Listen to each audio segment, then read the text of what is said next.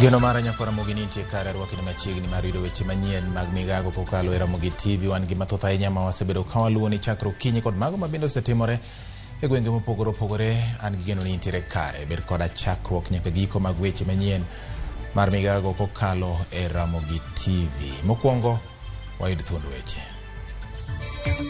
Anarito ng'anyo mar Raila Odinga no mar kech mondo mi bechi kumoko dog chien. Anakwemna ni babo guna firimbi tuko nyuma yake. Jopiny medo golo paro mopogore opogore wi ng'anyo mane riwruog Azimio singo chako kawuono.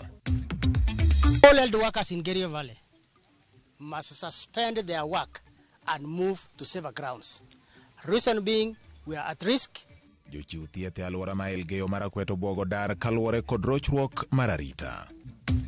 Tunajenga hivi ili mtindo wa zamani usipotee kwa sababu mitindo ya zamani inaenda ikipotea.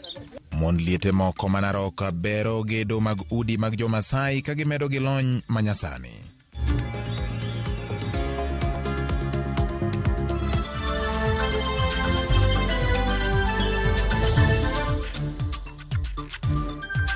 Arwakni machiegni nyakora Ramogi mar yudo weche manyien adimba kokalo e Ramogi TV. Nyalo loso koda kokale nambari 36000 mondo mi apachi otende gi weche manyien ma waikoni odiochieng' ma kawuono. Mago ting'o mathoth ahinya motende gi weche mag siasa, weche mag arita kwe kaachiel kod weche mag neno ni kido kod timbe mag oganda mathurka omed ket e ngadho mamalo, kata bed ni lony manyasani bende koro donjo kendo en achiel kuom gigo ma oganda tiyo godo e ngima mapile pile. Bende weche manyien gi nyakora Ramogi iyudo kokalo e Facebook page mar Ramogi TV Kenya, YouTube kaachiel kod Twitter handle en @Ramogi TV KE. Bende nyalo luwogi kokalo Twitter handle mara @GeorgeBati_, kata inyalo dhi achiel kachiel e Facebook page mara kifollow George Bati Daddy Cool. Ibo yudo weche manyien achiel kachiel kokalo e Ramogi TV. Nyakora Ramogi weche manyien mag Migago chakore sani. Nyinga en George Bati. Riwruok mar Azimio la Umoja One Kenya Alliance nosingo mar chako ng'anyo e piny Kenya mangima odiochieng' ma kawuono ka giseyo piny owacho kaluwore kod chal marach mar ochumi ma pacho ka. Kata kamano, ler malong'o pok oyudore e chenro mag ng'anyo ka bombe mathoth toling kendo jodak dhi nyime gi tijegi mapile pile. Tend Azimio chiko ni gibiro golo wach kata ote margi kar saa 8 mar odiochieng' ma kawuono, wach ma bende wamedo luwo ni nyakora Ramogi. To kawe wang rito mago ma idhi wach gi Tend Azimio, jodak ma Kisumu bende medo golo paro mopogore opogore kaluwore kod ng'anyo mano luonge kod kweth mar Azimio la Umoja One Kenya. Wadani watudre kod jafwambo marwa ma Kisumu, Millicent Dhiambo, mondo miyo nyiswa ni to gin ang'o gini ma nyaka gie sani oikonwa kata pach jopiny gin mage nyaka gie thuolo ni nyakora Ramogi mondo mi wadhi ane nyime ng'eyo wachni.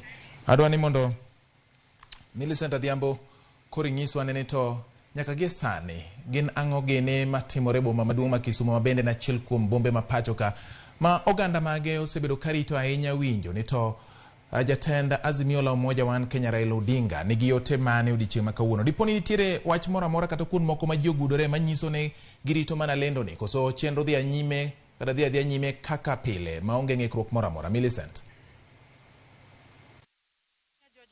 Achiel kachiel kawuok Oginga Odinga, apaya Oginga Odinga, kuma bende an kod jopiny kaendi. To kapok ateri achiel kachiel jopiny mondo gimiwa pachgi kotenore kod ng'anyo ma bende ne ochiki kod riwruok Azimio mane gimiyo Tend Kenya Kwanza ndalo 14 ma otelnegi kod jatend piny William Ruto mondo mi oduok piny nengo ngima kaachiel kod yawo sava e kind gik mamoko.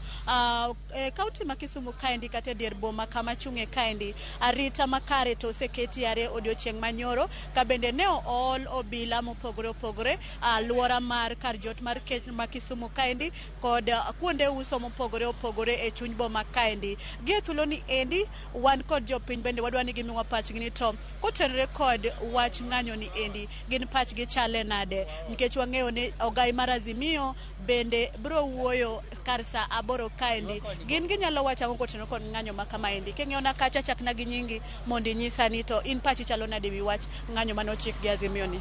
Okay, an iluonga ni Moi, aja Kisumu ka. An gima wacho ni waserito ng'anyo ahinya. Ng'eni ngima tek sani. Ngima tek sani kiyudo kaka oduma gorogoro achiel ola 200 adier wadhi kanye. Ma Kenya mani mwantie ni. Ng'anyo no warito saidi Mondo kata unwawe ni Ruto, wang'e ni Ruto dhi duogo gigo nengo piny. Koro waserito kwane. Alafu saba botamre ya wangu mi otamre ya usaba tire no yombo Raila. Ero kamana enya. Machiegni. An kuom nyinga luongo ni Josephat Oduor. Kalure gi mane jatend riwruog Azimio nowacho chiwo notice of the 14 days. Gima duong' madwa kwa sirikal mar William Ruto gi jo Azimio gin joma dongo gilos thuolo sirikal luong jo Azimio gibed piny mondo gine way forward maginyalo riwore gi paro mondo gikony high cost of the living kopogore kata gi koko mora mora sirikal nyaka rad gi jo opposition piny mondo giwinjre to koko to bende ka gidwaro bende wachgi ginyalo mana radogo. Ero kamana enya machiegni. Nyinga Julius Odhiambo, ai county ma Kisumu. An gi pacha aneno ni ji ariyogo mondo owuo. Raila gi Uhuru Ruto bet piny owuo. Ke jopiny hinyore sani moko koro achiel law mana 200. Sukari kidhi e supermarket law mana 5. Koro jogi kobedo ngima piny ndalo 14 mana Raila be oserumo. Koro before kapok maandamano to kony lakini en mana dialogue mondo gibed piny giwuo gi kaka piny nyalo dhi mondo jo Kenya kik hinyore. An kuom nyinge iluonge no Wino Biero. To an kawacho pacha kaka ja Kenya. Wan warito duoko mar jatelo ma en Raila Amolo Odinga. Kendo warite gi riyo kabisa nikech sani piny ochung' niwach ji orito duoko. Koro wakwayo mar mondo kiny kolando gimoro to biro landa gimowinjore gi ngima dhano. To kendo wakwayo mondo dhi oland gimoro maber manyalo konyowa ngima manyien mwadwa dake ni ka wadake sirikand Ruto. Kendo wakwayo sirikand Ruto ni mar mondo mi ong'i ngima japiny e yo mowinjore. To kiny warito gimidhi landi kendo wadwa ni mondo land gi maber manyalo konyo japiny. Kamano. Mana kamano nyakoro magajua kopogore kod paro mag oganda mabendo yawuoyo kaendi wan kod paro mabendo opogore mane oganda osegolo chien kanyo we winja nena ni to oganda ne onyalo wacho kotende kod ng'anyo mane ochik kod diuruok Azimio la Umoja One Kenya Alliance koponono ni ndalo 14 orumo kapok gima ne gikwayo kuom sirikal otimore. Ng'anyo ne wadwaro nwach gik mang'eny mwadwaro gik mokariyo achiel wach mar saba mondo mi yawn wang'e adier kuma ne entie jopiny dwaro adier mondo ng'e to kura mnwago ne en kare koso ne ken kare. Mar ariyo piny rach wan kaka joma ni piny kaka joma ni piny kaka wadhi gi nyithindo matindo wawinjo kech nyithindo winjo kech wach mar skul fee ng'eny gik moko richo koro kwa dhi e ng'anyo bat nyalo konyo maber gik moko nyalo duogo piny. An arito ng'anyo mar Raila Odinga no mar kech mondo mi bech gik moko duogo chien. Gimang Raila wachonwa mane gimo biro timo nikech pok aneno kuma police nyiewo mogo slim 50 wana nyiewe 250 ji te nyiewo mogo machal makata ka nitie gas kango wuok an go wago bath gima Raila anga wachono mon biji moko dug chien ngima tek kodwa mongo gimo nyalo timo wawinjo matek to kana oponi Raila ne nyalo wacho ni mondo wadhi e ng'anyo ana yie ni mondo wadhi e ng'anyo mondo ng'anyo ni omiwa gima wadwaro ngima tek ochumi tek school fee ntiere kae omedi kidhi e duka yudo ka bech gik moko tek nyaka samwa bede ni nyithindo mang'eny pok odhi sikul nikech pesa onge uchumi ni malo ka ng'anyo no nikech kinde duto wang'iyo gi ng'anyo ka ng'anyo ne manyalo kelnwa lokruok ji mondo odhi ong'any nikech waol gi kech wadak gi chandruok kiny kidhi e duka yudo ka mogo idho sabun idho gimoro amora ni shida to koro wanakuwa mnani babo guna firimbi tuko nyuma yake. Juzi hapa nimeona Ruto akisema sijui unga imerudi shilingi 200 sijui 180. Okay, saa hizi ukienda kwa duka unapata shilingi 200 na kitu hivyo. Tunaona anatuchezea uongozi wake imekuwa ni kama kulipisha kisasi. Badala afanye maendeleo kurudisha maisha chini, yeye ni kufanya kazi ya kulipisha kisasi na kushika wananchi. Kwa hivyo tunangoja uamuzi wa baba ile kitu atatuongoza tutachukua mwelekeo tujue tunafanya kazi gani. Ramogi wadani wadhiane nyaka e county ma Homa Bay mondo winjane kaka jopiny makono to kao ote mara ng'anyo mane owachni jobed ni chakore kawuono gi kweth mar Azimio la Umoja One Kenya ka jafombo mar Walia Beach koroni to miyowa weche matimore e county ma Homa Bay e yor simu ka wadhi achiel kachiel. Walia Beach koponi winja nyiswa to e county ma Homa Bay nyaka gie sani gen ang'o gine matimore diponi nitiere kuonde moko ma jopiny ogudore karito lendo makamano koso chenro dhi nyime mana kaka pile ka intiere kod maise fwambo kendo maise ne nyalo nyiso nyikwara Ramogi ni to Homa Bay County kata Homa Bay Town chalo nade kotenre kod lendo mar ni winjo bed ni ng'anyo mar Azimio la Umoja chakore kawuono bang' dala 14 mane gichiwo ne ka ok odwok piny pek mar ngima makoro sani diyo koro ganda jo Kenya to ne gidhi e ng'anyo. Ali Beach. Erokamano George Bati, mana kaka wacho no endo riwruok mar Azimio ka otele kod ogai margi moluor Raila Odinga ne ochiwo ndalo 14 mane rumo odiochieng' ma kawuono.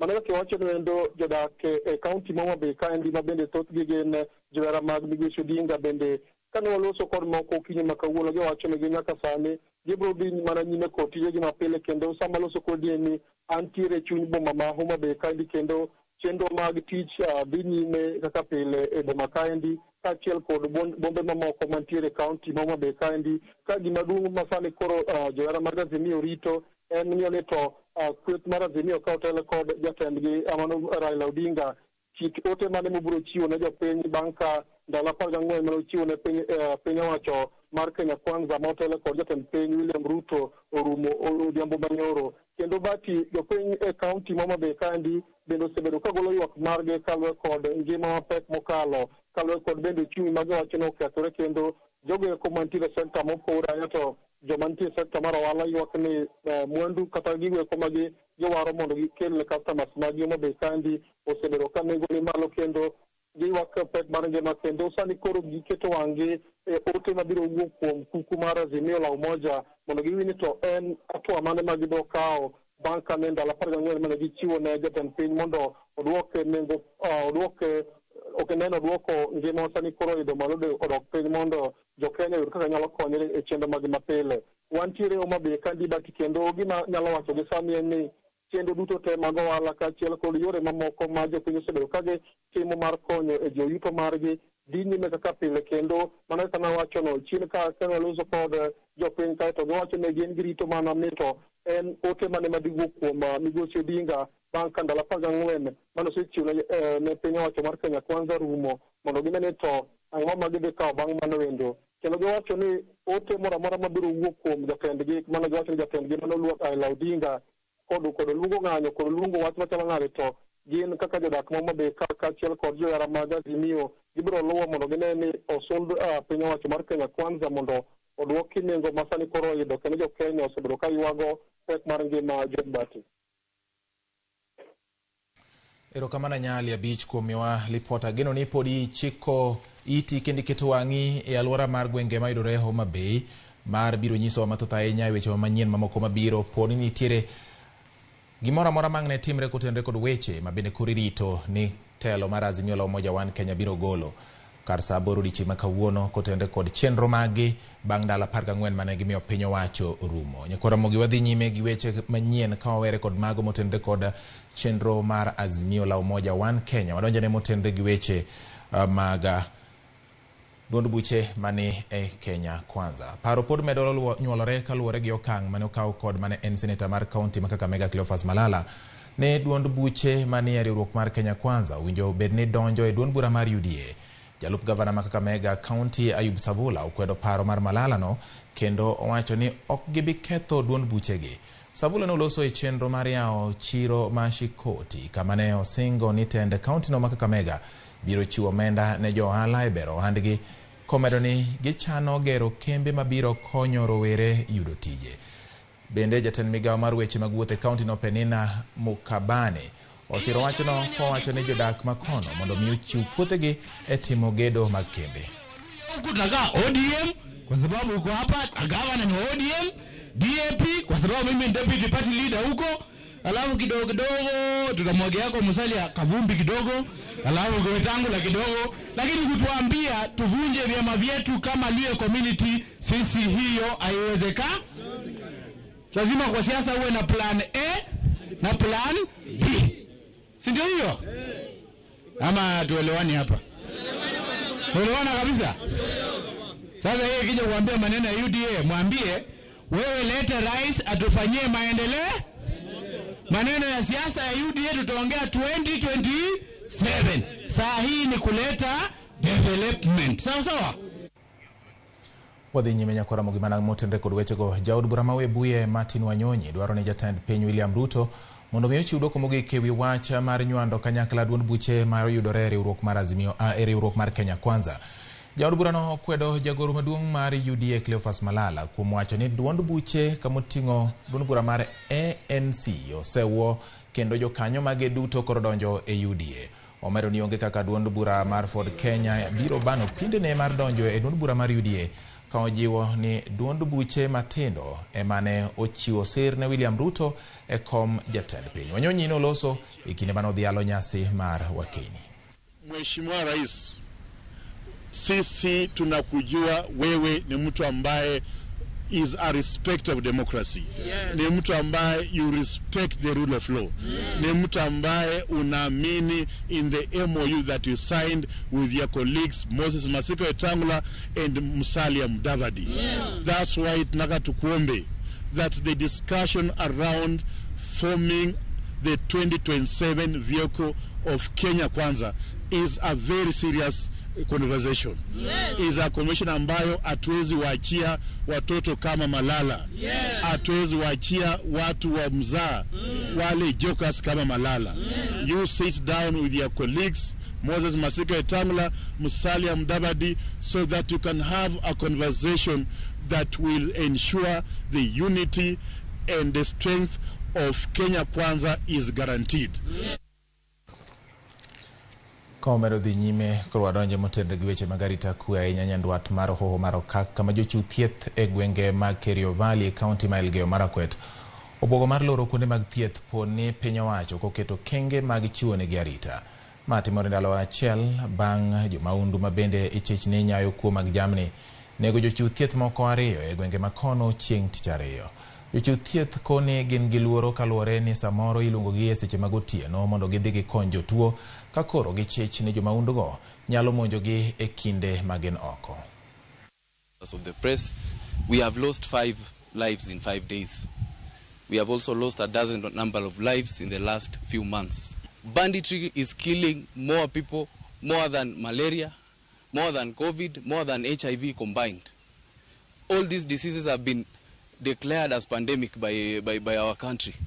We also wish to declare banditry as an act of terrorism. All health workers in Kerio Valley must suspend their work and move to safer grounds. Reason being, we are at risk. We are urging our colleagues ambayo wako chini kwa valley kwamba their lives should come first. And these are people who are waking up at night. You don't know whether it's the enemy who's waking you up or it's the people in the community every day. And today, I want to declare here that all health workers in Kerio Valley must move out. All the facilities must be closed. Komachielo od bura mar kaunti ma Elgeyo Marakwet okadho chik ma oyango weche makuo jamni kaka njore ka gikwayo od bura mamalo mondo mi opwodh chike mabiro konyo e kedo gi kuo mar jamni. Gidwaro mondo od bura mamalo yang timbe kuo jamni kaka njore. Jo od bura ma kaunti ma Elgeyo Marakwet go bende owacho ni owinjo ket chike mabiro jiwo weche mag dongruok ahinya e Kerio Valley mondo kony jodak dago ngima makare mabiro duoko piny paro mar donjo e timbe mag maundu. Paro makama nyochwale nyim od burano kod MCA ma Kap Chenutwa kendo jatend kweth mathoth Stephen Cheruiyot. That Parliament come up with a long-term solution to banditry in Kerio Valley, Elgeyo Marakwet County, including but not limited to allocating resources to open up the regions by putting up infrastructure for socio-economic empowerment of the people in the affected areas. So members, will as many as of similar opinions say aye? Aye. Those of the contrary opinion say nay. The ayes have it.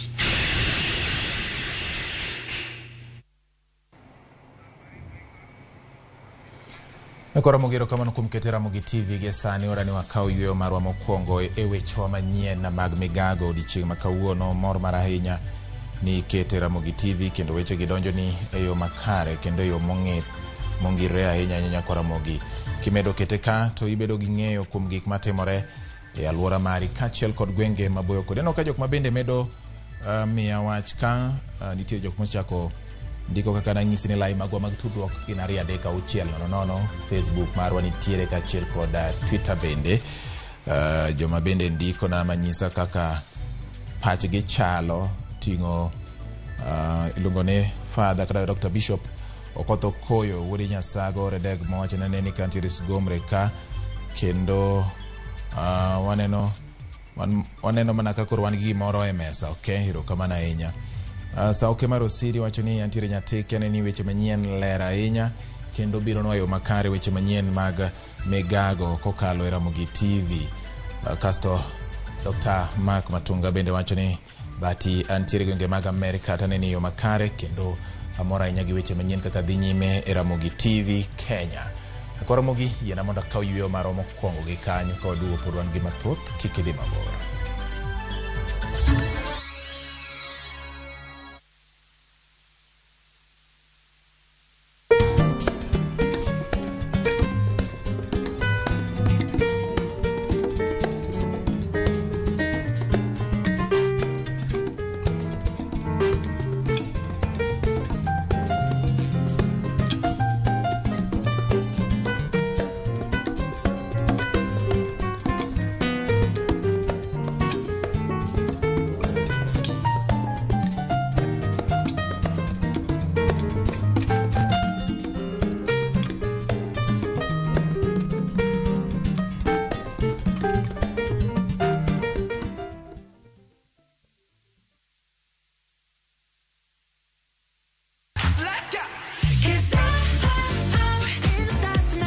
Ngeso kangeso enching morne nyithindo. E chenro mar rogo mar nyithindo saa 3 gokinyi. But success in excess. Udi wadhi nyime kendo wadhi medo mor nyadichiel, nyadiriyo, nyadidek. Waseyudo miel manyachon gi manyasani.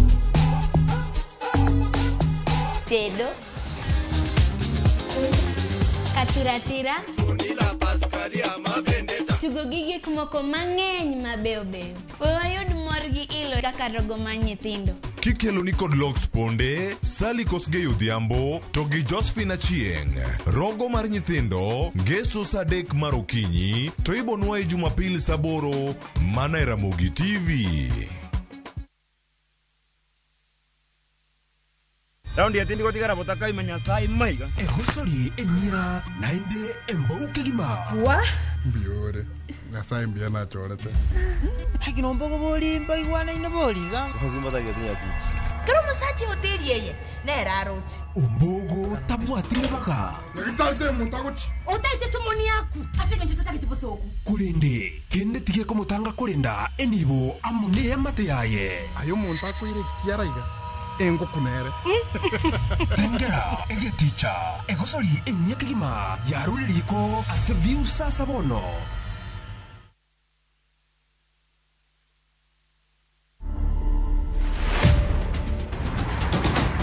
I got into the national team in 2005 in the 15th aside first, my first ever tour with the 15th aside. After that, I was called up to the 7th team. I always knew that, of course, they will reach a point that I will have to stop. And I've always said that I will know, and my body will definitely tell me. You can't plan for it. I think it's just something you start feeling.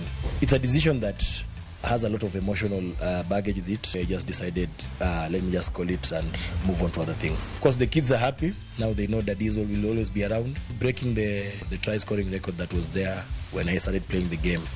I think just getting to that 231 mark when I broke the long-standing record, I think that will always stick with me. To watch this story and more, download the Citizen Digital app. Scroll left on the menu bar to the exclusive videos portal. Once here, scroll the videos and find this and many more exciting stories lined up for you. Click on the video to play and enjoy. Kenya's #1 app, Citizen Digital.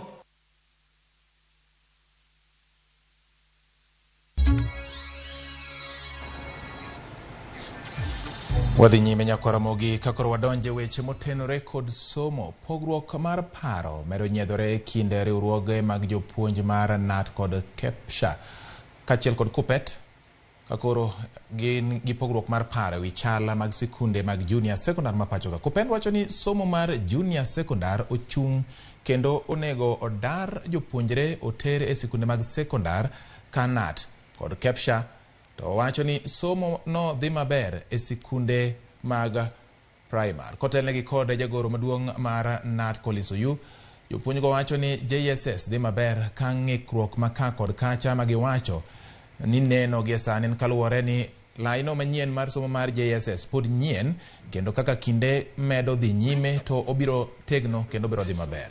Working Party and their views.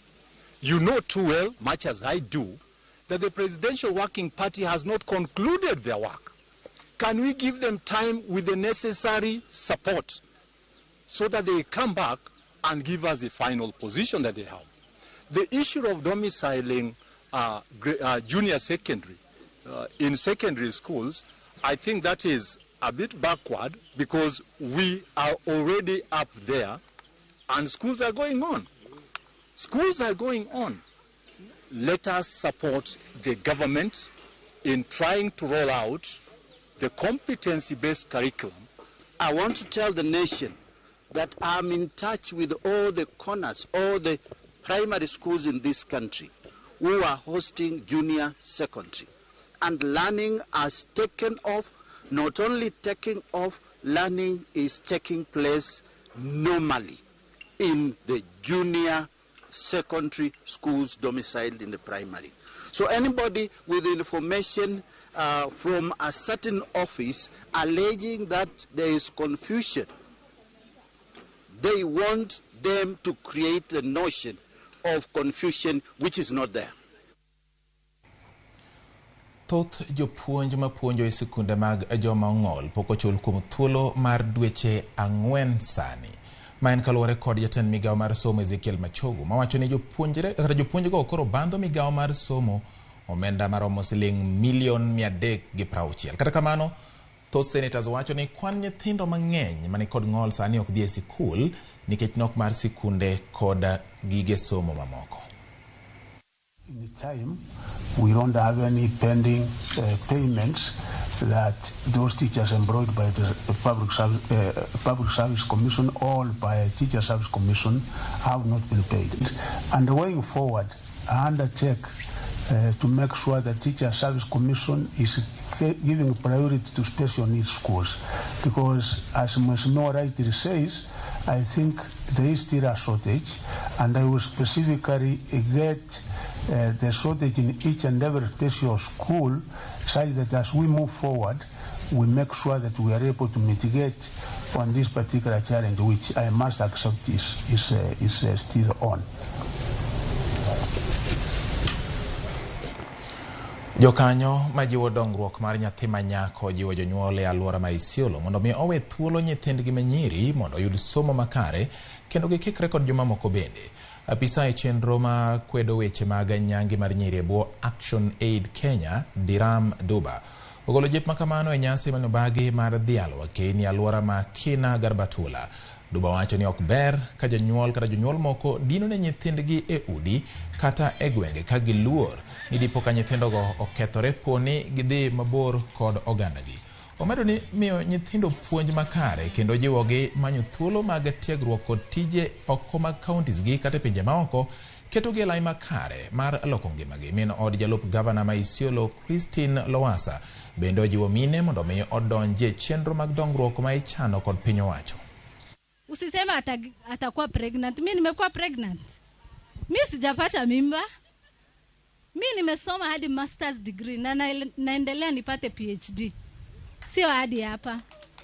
So let's tuachilie watoto wetu wasome. Let's educate our children.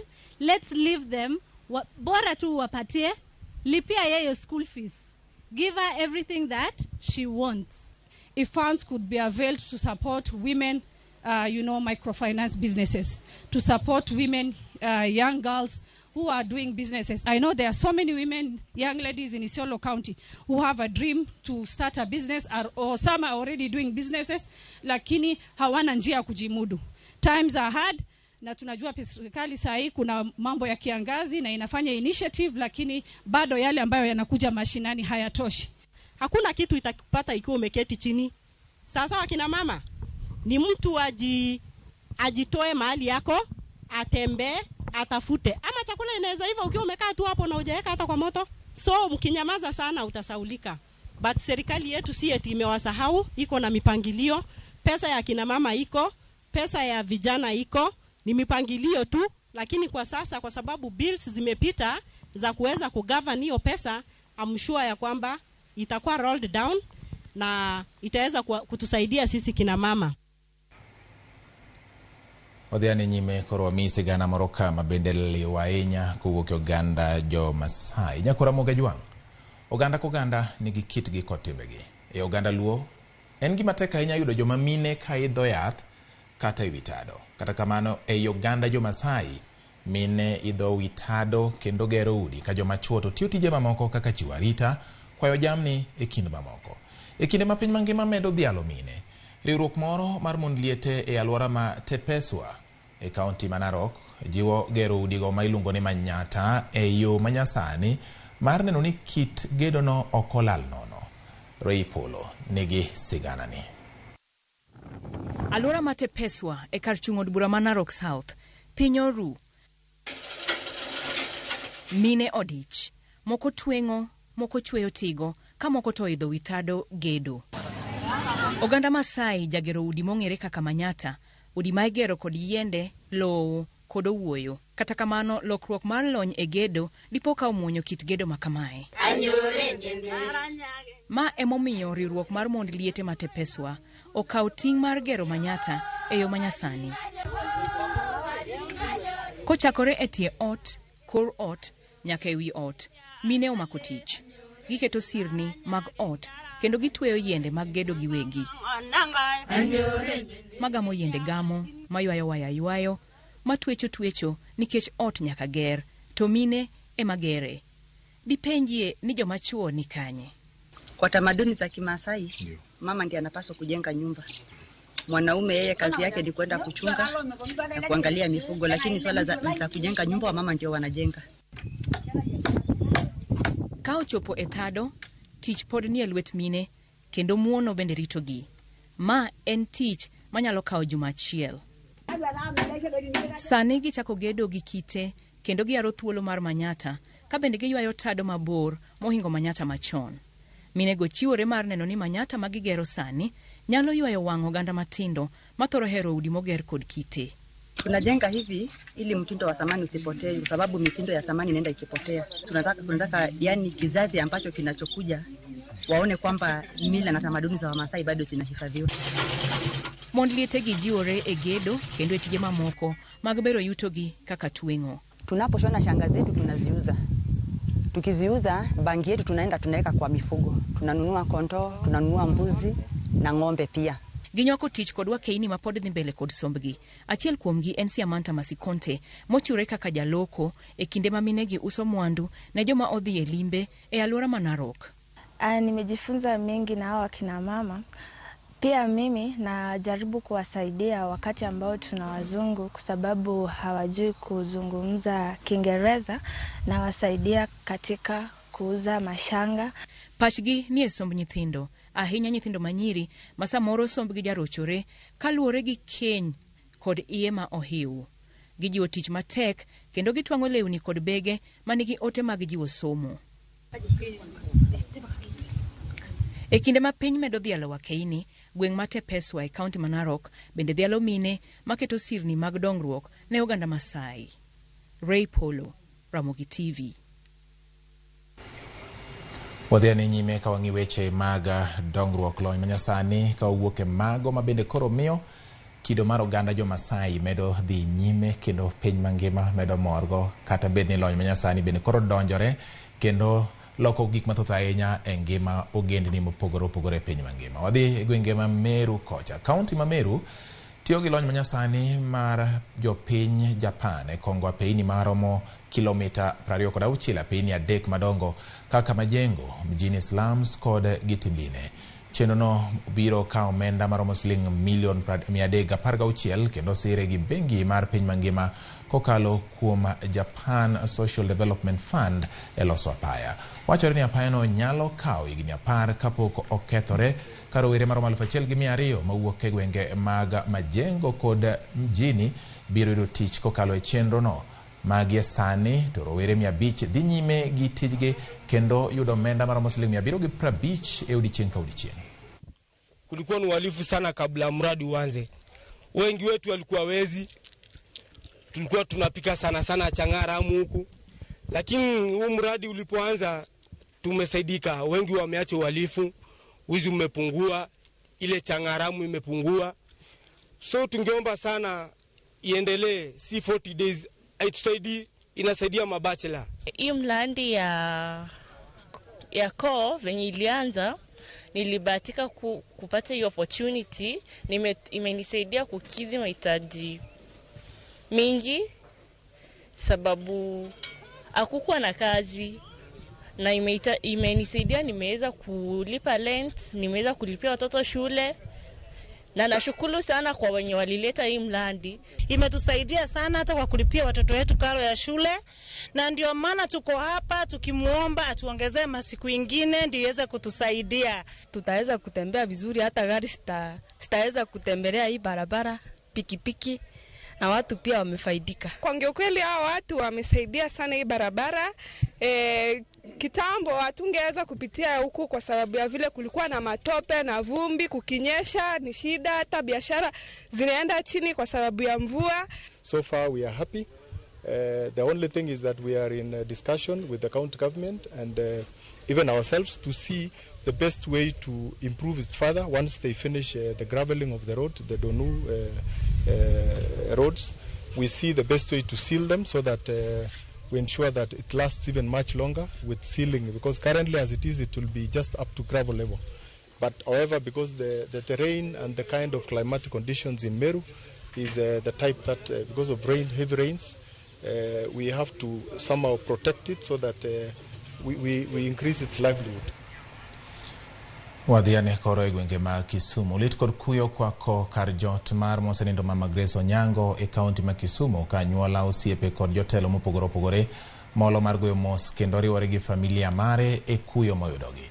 Mama Grace puoyo kuom bedo miyo mathuon kendo jachir e piny Kenya, gino manonyuolo thuolo mathoth mag telo ne joma mine ma pacho ka. Ringre Mama Grace Onyango kan e kar kano ringre mag jomotho mag kan e kaunti ma Kisumu ka chenro dhi nyime mar chano ik mare.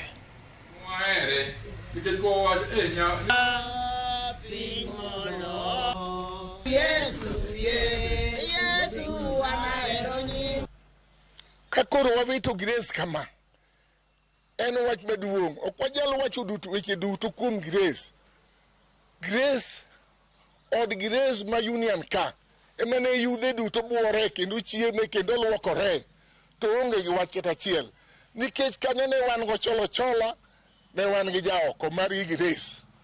Omiyo en pingo kubwa sana kupoteza mama kama Grace Akech. Mama Grace dinobed dichuo, dikoro nobedo ker maduong' ahinya luoka. To mon poko ket gi ker kendo poko dhial gi e yor ker no. Miyo nadwa wacho ni ma en ker mar mon kaluwore gi mama mano waseyango ni ker Mama Fiba Siyo. Ker wa madhako monindo Grace ni ma en ker, kendo en ker ok mar mond luo kende. Wawito minwa ma wageno ma wan gi kuyo kaka jogem. Koro wawacho ni mondo Nyasaye oket chunye kama ber, wang'e ni me yorwa waduto, and onge gima wanyalo timo, en mana lemo ni familia modong' mondo gibed gi jingo, mondo gik mane mama chako mondo endelea. En mama manose yaunwa yo kendo timonwa neno maber mwang'eyo go ni kata wan kata ibed ni nang'o to inyalo ka ikete chunyi kendo inyalo gori gi chuo moko mak lweti ni nyaka mi kata kete dhogi ne kichamo ni kichauman. Onyisowa ni mondo wang'e through dakne gi leadership ne gi gimora mora ni en ng'ama ni mine kamora mora ma wantiere wanyalo bedo gima wadwaro kuwa keto effort. Sigand mama wan kendwa ok wanyal goyo mwatieki, nikech nitie jomong'eyo mama moloyowa. Ang'e ni ji kuyo mang'eny, waseyudo simbe mang'eny e wach tho mama, to wan gi yie ni sa Nyasaye kochopo to ok kal kata gi dakika achiel, to ok med kata dakika achiel, sama mama ochopo. Anyuola mar obila mane owito ngimane kaluwore kod ywaruok e kinde gi jariemb nyamburko moro e Ulalo Manyali, Mombasa, koro kwayo piny owacho mondo mi okonygi yudo ratechgi. Kani giloso e seche mane gigolo ringre mosenindo Julius Marwa mane en obila mar traffic Mombasa e kar kano ringre, anyuola mare kotelnegi kod jaode koni gin kod geno ni doho biro chung' kodgi. Kaluwore gi ripot mar obila, Marwa ne owito ngimane bang' jariembo mar nyamburko moro dhire kowuok e nyamburko mane iriembo e ng'we airi tete molwar piny e Olalo Manyali mayudore Mombasa. Ichanike kiny tich abich e dalane manitiere e kar chung' od bura ma Kuria East County ma Migori. Sababu tunajua kwamba tukiwa sisi peke yetu hatuwezi weza, lakini tunaomba serikali itusaidie katika kushughulikia hiyo kesi ili kiweze kufaulu, mzee apate haki yake. Nikiwa peke yangu sitaweza. Kifo katika jinsi kilivyotokezea, mambo mengi yameongelewa, lakini kile tunachoomba ni kwamba ndugu yetu apate haki yake ipatikane na tuweze kuona kwamba inatendeka. Na zaidi yote ningezungumzia raia wetu wenzetu. Jamani, officer anapokuwa kwenye uniform, tuheshimu hawa jamaa. Hao ni ndugu zetu. Officers anaokuwa kwamba kwenye nguo za serikali amevaa ni ndugu, ni jamaa na ni watoto wa watu. Tuheshimuni hao officers jamani. Kila ninaweza kuomba ni hicho. Amekufa very young, 49 years old, very young. Na Wakenya wajue kuwa polisi pia wako na haki kama watu wengine. Kwa hivyo tutaifuata kesi hii pamoja na familia, na hivi sasa Muhuri itaingilia, watch in brief kusaidia familia kupata haki. Hatutaki interference yoyote kutoka any quarters. Kwa hivyo mtu yoyote ambaye anajaribu kuinterfere na hii kesi, tunakuangalia na tuko pale na tutapaza sauti na tumia njia zote za kisheria ku make sure haki imetendeka. Apisas mag obila mamine ma ok tin e Miachele County ma Bungoma ne otimo limbe kar thieth ma Bungoma Referral kaka yo mar dhi alodichieng' mar jomamine. Kotelnegi kod komanda mar obila Bungoma Francis Kooli gichiwo ne jotuo mich mopogore opogore. Kooli olero ni jomamine gin chuny udi kendo nego dhialgi kaka siro maduong' ahinya. Bende ne gichiwo ne jomamine mokonyore gik moko kaka taulo mag ria, sabunde kod gik mamoko.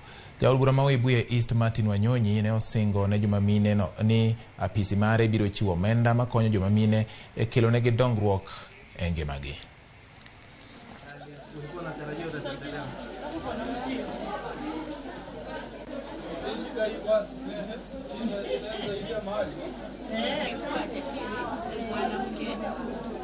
It has really taken me by surprise, and I'm so grateful because this is not the first time I'm seeing them support celebrations here in Bungoma Referral Hospital, but it was unexpected, and I really thank them for coming to celebrate with our mothers.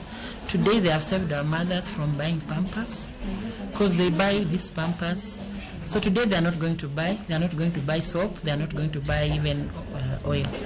Ours is mainly driven by the fact that we know every woman, the heart of every person in this world is because a woman somewhere in this world gave birth to them.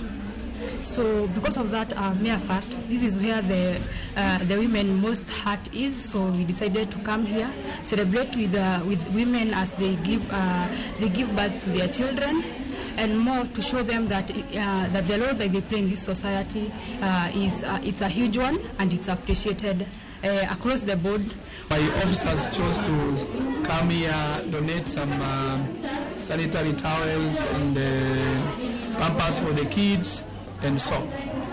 And the other thing is we are happy to be here because it's encouraging to see our women taking their rightful role to make us proud. There are those who are killing our children, and these women here actually make us proud. We want a generation that will come to make our country going. Jal moro ma jegni 56 mawuok e gweng' ma Itusie County ma Machakos ochwale nyim doho gi ketho mar rocho ratich nyithinde ariyo manyiri ma johigni 8 kod 15. Achijno mawachore ni ne onjao nyithindego manyiri dwe mar 2 mar higani ne ondhigo bila kendo chwale nyim doho ma Kangundo kama ne odagie ketho makamano. Jang'ad bura doho ma Kangundo olero ni burano ibiro winj kendo kata biro dhi nyime tarik 28 mar dweni ka chejno to e thuolo gi rambun mar siling 200,000.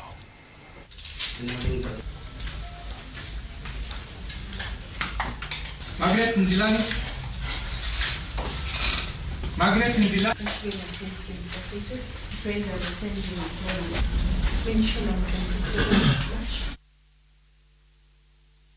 End of this month. Probably. She's wrapping. We was or not.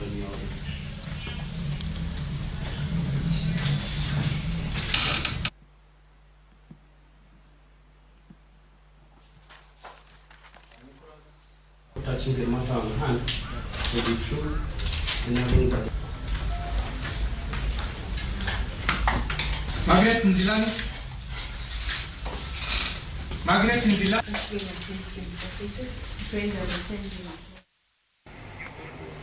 Wadhiane gwenge ma Kiambu kwa wuok gwenge ma Machakos. Obila ma Kiambu mako achich moro ma itudo gi ketho mar ohand yedhe ma mero ji kod kuong ma okopuodhi gwenge kata kar dak ma Ruaka e kaunti ma Kiambu. Obila omako yedhe ma mero ji manengogi wachore ni oheo $2 kaachiel kod kit kong'o moro mane giyudo e kubni kod chupni mathoth.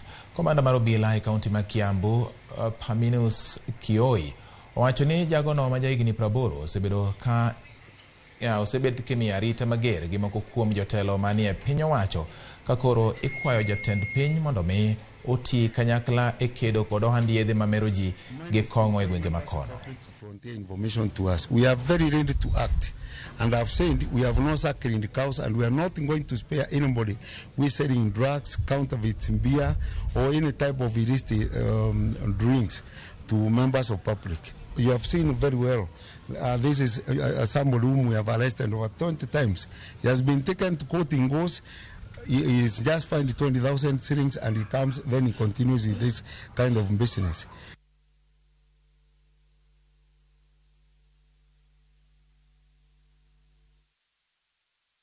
Ramogi omero dhi nyime gi weche manyien gi sani kama bende in ma imedo ndiko na ka amora ahinya. Nitie wach moro ma bende omiya nyiero Ramogi. Kama Jaki Nyarmodi ondiko ka otende gi weche mag sigana ma Rei Polo no kelonwa mara mine mawuok e dhod Masai ma idho itado. En bende wacho ni kipar ni an pok na idho tado bati, an bende wa idho tado sani ka waloso aerial ka wadaneno weche manyien mag Ramogi TV yo maliwa ahinya. Aora ahinya wacho no Ramogi. Ni kare ok en mana joma mine mawuok oganda jo Masai ma idho tado ka gi idho itado mondo giger udi kata mine makalu bende sani koro ka aerial okelo wiye to ngas. Felix Oluoch neno makare kantiere gwenge Masia Games Wagongo erokamano kaachiel kod Deriko mwana wa Suba udi Nyachula wacho ni an a support ng'anyo kawuok Homa Bay County. Erokamano ahinya med mana orogi nikech wabiro medo mige kaka imedo orogi nyisa pachi. Gavana mar kaunti ma Kwale koro dwaro mondo piny owacho oket duol ma ochung'ne KOP e kaunti no kowacho ni duol no serem tiyo tije mar chiwo ne jodak makono pi makare. Ka olose boma ma Kwale ochano kata achani wacho ni duol no tero pi mathoth e boma ma Mombasa kata obedo ni pi mathoth wuok e gwenge ma Kwale. Achani wacho ni kata obedo ni gichulo osuru mamalo imiyo gi pi matin ka ipimo kod jowadgi mawuok e gwenge ma Mombasa.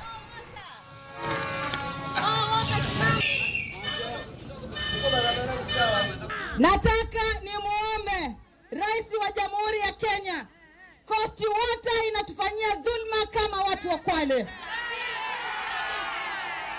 Coast Water inachukua maji kutoka Kwale na wanatubill vibaya zaidi ya vile ambavyo wanafaa watubill. Tunalipia maji ambayo yananywewa Mombasa pia.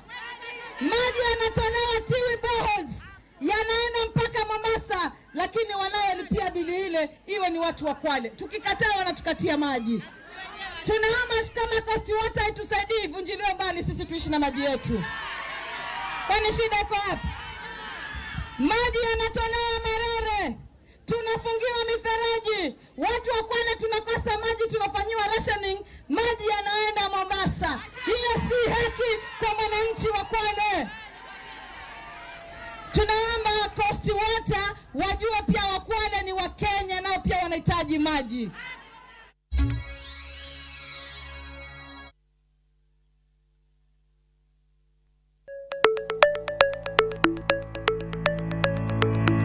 Nyakwa Ramogi, beisego mobedo gi mwandu. Wanyeu gikwa mondo yakawa gere. Kikideu, e chenro mar ohala gi mwandu, Ramogi TV koro kelo ni puonj makare kaka inyalo timo ohala malokre mwandu. Ting'e ni goyo ohala gi rito mwandu gin weche ariyo mopogore. Tich ang'wen ka tich ang'wen, saa 1:45 mar otieno, ka ikelo ni kod Lydia Okeyo. Kik bai.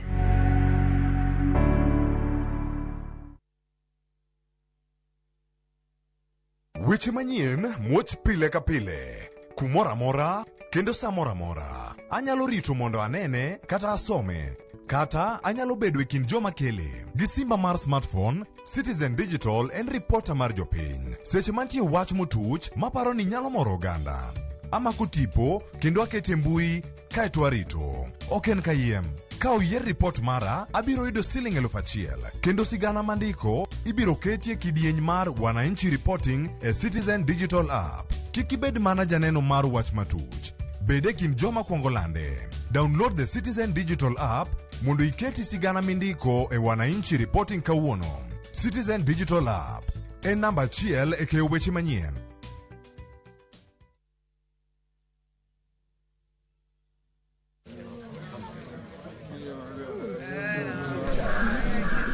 Nyasaye wuorwa, wachopo e nyimi ka wagoyo ni erokamano. Iseresowa e nyalo marwa. Isemiyo waneno ber e yorewa kod dwarowa maka gi kacha. Iserito osiepewa kod wedewa.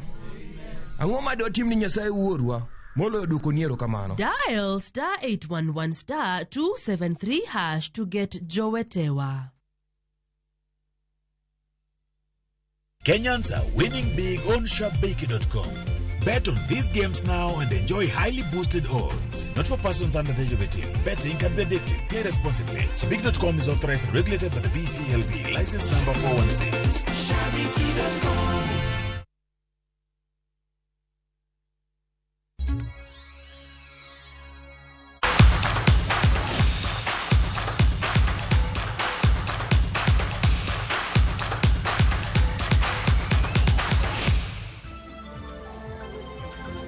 Koro wadonje weche mag tuke nyakora Ramogi ka koro wang'e ahinya mag Champions League manyogo tieno